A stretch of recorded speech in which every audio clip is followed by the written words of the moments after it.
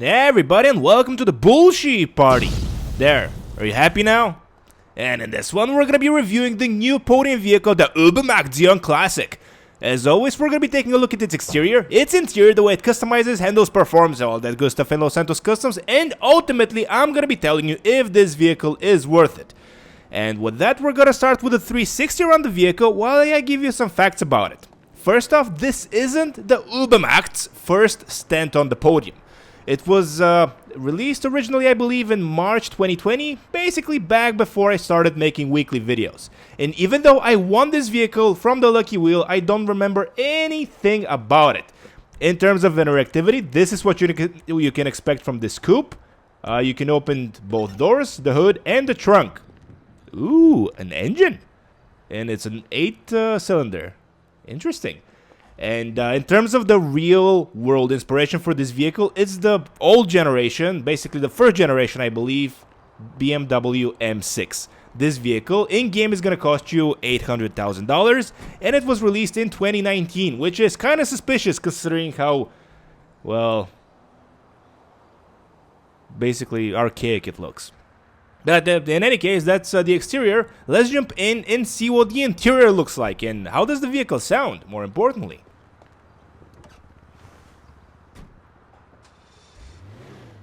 Yep, it definitely looks like an 80s BMW from the inside. No mistaking that. As for the way it sounds,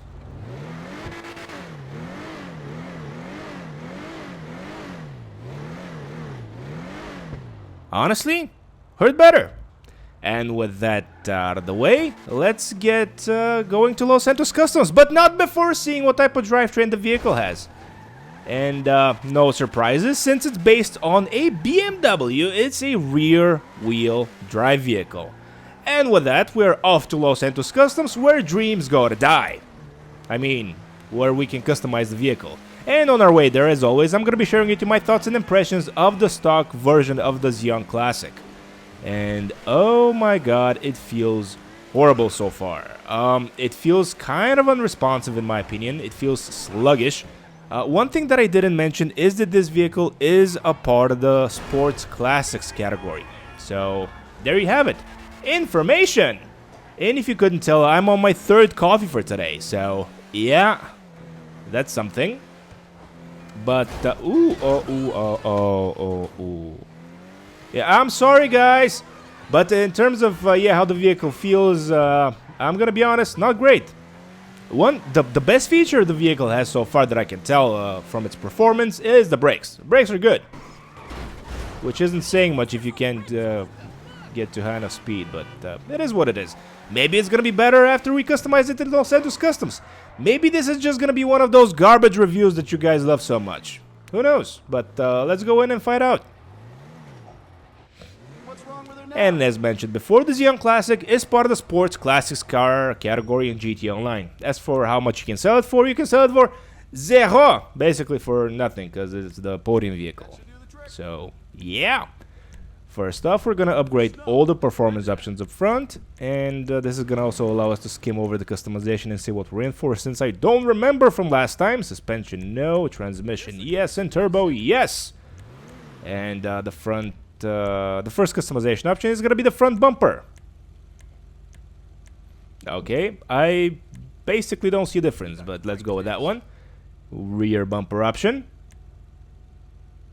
Okay, I guess we're going to go with the dual exhaust. We can put a roll cage in the vehicle, which uglies it up and does not impact the performance. Okay. Exhaust. Now, here is where things get more interesting. Let's go with this one. Explosives, no thank you. Fenders, we can change the fender of the vehicle. Okay, let's go with this one. We can change the hood. And as you can see, I did customize some of the other vehicle. Ooh!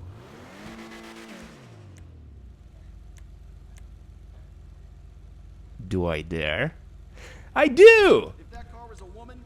Horn, lights, liveries. And here are all the liveries you can choose from. I remember there was a rusty one that I actually kind of like. Yeah, that's the one. Hey, this one looks cool.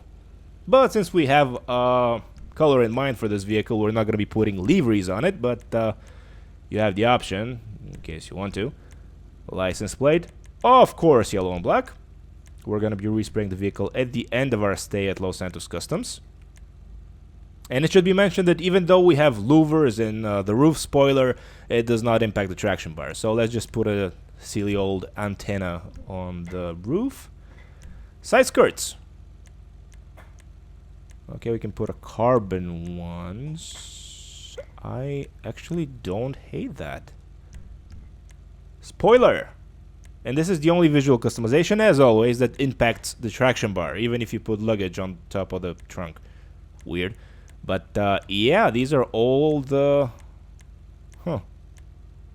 Maybe this one? Maybe this one? Maybe this one? Yeah, let's go with this one.